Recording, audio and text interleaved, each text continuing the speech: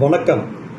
EPF 95 தொழிலாளர் சொந்தங்களே, தங்களுடன் இணைந்து நானும் இந்த இபிஎஃப் சம்பந்தமாக அப்போது என்னுடைய குரலை உயர்த்துகிறேன்.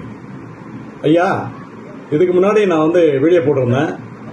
நீங்கள் உங்களுடைய குறைகளை நேரில் வந்தீங்கன்னா நம்ம வீடியோ எடுத்து ஒவ்வொருத்தர் குறையும் நம்ம பதிவு செய்து இந்த யூடியூப் சேனல் மூலயமா நம்ம வெளியிடலாம் அப்படின்னு சொல்லியிருந்தேன். அப்போ என் நம்பர் 9710177605 என்று பதிவு செய்திருந்தேன். அதன் அடிப்படையில் என்னுடன் நிறைய பேர் தொடர்பு கொண்டாங்க. அதில் முக்கியமாக போடி நாயக்கனூர்லேருந்து முருகன் அப்படின்றவர் தொடர்பு கொண்டு அவருடைய நிலைப்பாடை கூறினாங்க. நெட்ரிக்கன் அப்படின்னு சொல்லிட்டு ஒருத்தர் பம்மல்லேருந்து பேசினாங்க, அவங்களுடைய நிலைப்பாடை சொன்னாங்க. சுரேஷ் அப்படின்னு சொல்லி ஒருத்தர் திண்டுக்கல்லேருந்து பேசினார். ரமேஷ்குமார் அப்படிங்கிறவர் கரூர்லேருந்து பேசினார். இன்றைக்கி காலையில் கூட அவர் கரூர்லேருந்து பேசினார் என்கிட்ட. சார் என்ன சார் எலெக்ஷன் வேறு வருது அப்படின்னு சொன்னார். நான் அவருக்கு ஒரு டிப்ஸ் கொடுத்தேன். ஐயா, நீங்கள் உங்கள் ஏரியாவில் நிறைய பேர் இருந்தாங்கன்னா ஒரு லெட்டர் மாதிரி, அதாவது நோட்டீஸ் மாதிரி ரெடி பண்ணி அங்கே வர அந்த கேன்வாஸ் பண்ண வராங்க இல்லையா, ஒவ்வொரு கேண்டிடேட்டு அவங்க கையிலே அதை கொடுங்க. அவங்க கூட சேர்ந்துட்டு நீங்களும் கொஞ்சம் பேருக்கு விநியோகம் பண்ணுங்க. அவங்க கூடயே போங்க. இதை நீங்கள் நாங்கள் வாங்கித்தரோம், உங்களுடைய பணம் ஏமாற்றப்பட்டிருக்கிறது, உங்களுடைய உழைப்பு தொகை ஏமாற்றப்பட்டிருக்கிறது, அதை பல கோடிகள் தொழிலாளர் நலச்சங்கம், அதாவது தொழிலாளர் நலச்சங்கம் கேட்டும் எந்தவித பதிலும் கிடைக்கல. தொழிலாளர் நல வாரியத்தில் அதிகபட்சமான தொகைகள் இருக்குது. இந்த ஜான் பீட்டர் அப்படிங்கிற இந்த கேரள எம்பி தெளிவாக சொல்லியிருக்காங்க. பல கோடி ரூபாய் அதில் இருக்குது, வட்டியே பல கோடி. அப்போ அந்த எம்ப்ளாயோட தொகை எவ்வளோ இருக்குது பாருங்கள், அவ்வளோ தொகை இருக்குன்னு சொல்லிட்டு மந்திரிக்கிட்ட கேட்டு தொலைக்காட்சி மூலியமாக எங்களுக்கு தெரிவிப்பு செஞ்சு விட்டாங்க. அப்படின்னு சொல்லிட்டு நீங்கள் எலெக்ஷனில் எங்கள் சார்பாக மத்திய அரசாங்கத்துக்கு நாங்கள் கேள்வி எழுப்புவோம். மத்திய அரசாங்கத்தில் தங்களுடைய குறைபாடுகளை சொல்லி தங்களுடைய தேவைகளை சொல்லி பூர்த்தி செய்து தருவோம் என்று எந்த கேண்டிடேட் சொன்னாலும் சரி, அவங்களுக்கு ஓட்டு போடுறேன்னு சொல்லுங்கள். என்ன, அவங்க கண்டிப்பாக நீங்கள் ஜெயிச்ச உடனே இது சம்மந்தமாக பேசணும் அப்படின்னு சொல்லிட்டு நீங்கள் அவங்ககிட்ட சொல்லிவிட்டு அந்த நோட்டீஸை அவங்ககிட்டயும் கொடுங்க அப்படின்னு சொன்னேன். சார் கண்டிப்பாக செய்கிறேங்க, முடிஞ்ச முயற்சிங்க அப்படின்னாங்க. நான் எங்கிட்ட தொடர்பில் வரவங்க ஒரு இடம் சொன்னீங்கன்னா அங்கே உங்களுடைய நிலைப்பாடுகள், உங்களுடைய குறைகள், இதெல்லாம் நம்ம ரிக்வெஸ்ட்டாக நம்ம வைப்போம் மத்திய அரசாங்கத்துக்கு. நான் ரிக்வெஸ்ட்டாக தான் வைக்க முடியும். ஏன்னா அவங்கன்னா அதிகாரத்தில் இருக்காங்க. அவங்ககிட்ட நம்ம எதுவும் நம்ம நிலைமை முதுமையோட வலி அவங்களுக்கு தெரியாது. ஏன்னா அவங்க எப்பயுமே பிஸியாக இருக்காங்க. பதவி, நீங்கள் பாருங்கள், பதவியில் இருக்கவங்களாம் பாருங்கள், நம்ம 62 63 வயசுல நிறைய பேர் இறந்து போயிடுறாங்க. அவங்கெல்லாம் 90 85 90 95 வயசு வரைக்கும் இருக்காங்க. என்னன்னா அந்த பதவி, அந்த பவர், அதிகமான வருமானம். நம்மக்கிட்ட வருமானம் இல்லை, சாப்பாட்டுக்கு வழி இல்லை. அதனால மனம் பசங்கள்லாம் எதனா சொன்னால் கூட அது மனசுலேயே வச்சுட்டு சில பேர் ஹார்ட் அட்டாக் வந்துடுது அவங்களுக்கு. அவங்க நிறைய பேர் இறந்து போயிடுறாங்க. இந்த இறந்து போனவங்க பணம் கூட உள்ளே நிறைய இருக்குது. இது ஒரு சட்டம் பாருங்கள், ஒரு 2000 ரூபா தொகை தராங்க, மாதம் தராங்க வச்சுங்களேன். அதில் அவர் இறந்து போயிட்டா அவங்க மனைவிக்கு 1000. ஏயா, இதை வச்சு எப்படியா சாப்பிடுவாங்க? நீங்கள் என்ன ரேஷன் கார்டை ஃப்ரீயாக கேட்குறோம்? எங்கள் பணம் உள்ளே இருக்குது, கோடிக்கணக்கில் வச்சுருக்கீங்க. அதில் வட்டி போட்டு கொடுங்க, எங்கள் பணத்துக்கு கொடுங்க. நாங்கள் இலவசம் வேண்டாம், நாங்கள் உழைச்ச காசு தான் கேட்குறோம். எங்கள் தொகை உழைச்ச காசு உள்ளே இருக்கு, இதில் ஒரு தொகை கொடுப்பாங்க. குறைஞ்சபட்சம் ஒரு 7500 ரூபா, ஒரு 9000 ரூபா, 10000, 15000 வரைக்கும் கிடைக்கும் அப்படின்னு ரிட்டையர்ட் ஆகிட்டு வந்தோன்னா, ரிட்டையர்டுங்கிறது ஒரு ரணம். என்ன, மனதில் ஒரு காயம்.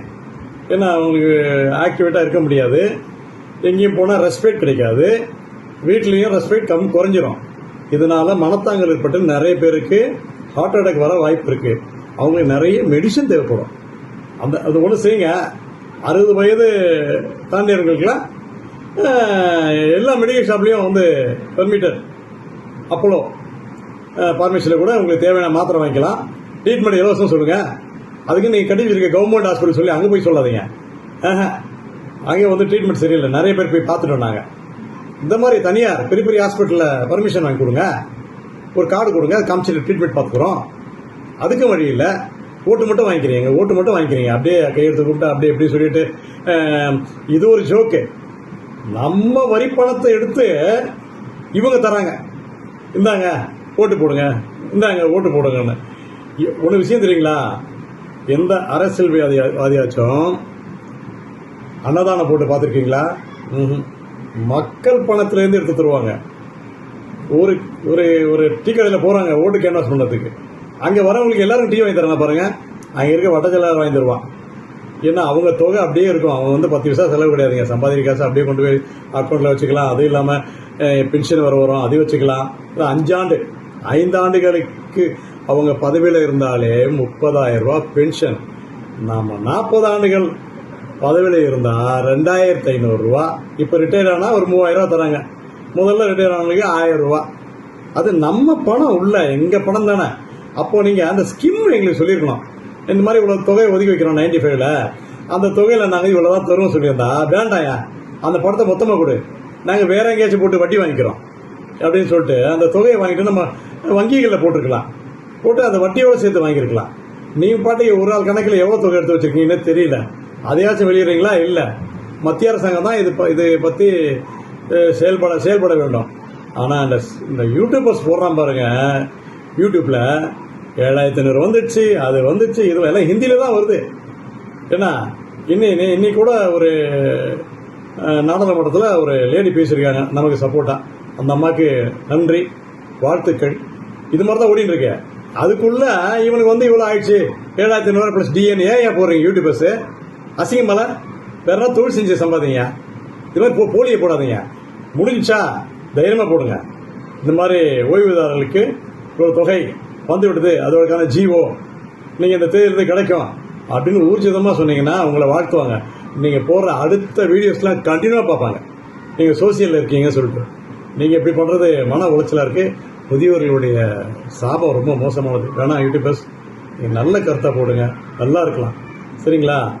அதனால் இதை வந்து பார்க்குறவங்க அத்தனை பேரும் அனைவருக்கும் பகிர்வு செய்யுங்கள், சரிங்களா? இது வந்து மத்திய அரசாங்கத்துக்கு போகிற மாதிரி ஏதாச்சும் பண்ணிங்கன்னா ரொம்ப ஹெல்ப்ஃபுல்லாக இருக்கும் இந்த நியூஸ். ஏன்னா அவங்க பார்ப்பாங்க, ஏங்க ஒரு பேர பிள்ளைக்கிட்ட கூட நம்ம ஏதாச்சும் வாங்கி கொடுத்தாதாங்க நம்ம அந்த குழந்தைகிட்ட கொஞ்சம் முடியும். தாத்தா அது வாங்கி கொடுன்னா அந்த நம்ம மனம் எவ்வளோ கஷ்டப்படும் பாருங்கள், ரிட்டையர்ட் ஆகிட்டு, சரிங்களா?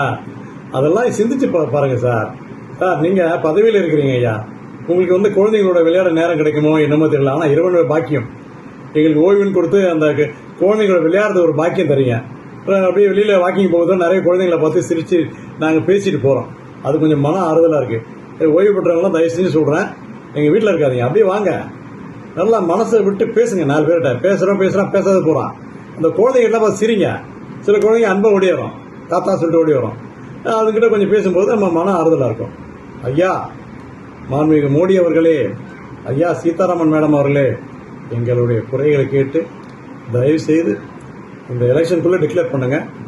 எங்களுக்கு யார் இந்த தொகை அறிவிப்பு சம்பந்தமாக நாடாளுமன்றத்திலே குரல் தருகிறோம் என்று சொல்கிற கட்சிக்கு நாங்கள் வாக்களிப்போம். அது எந்த கட்சியான ஆளுகின்ற கட்சியாக இருந்தாலும் சரி, ஆண்ட கட்சியாக சரி, புதிய கட்சியாக எந்த கட்சியாக சரி.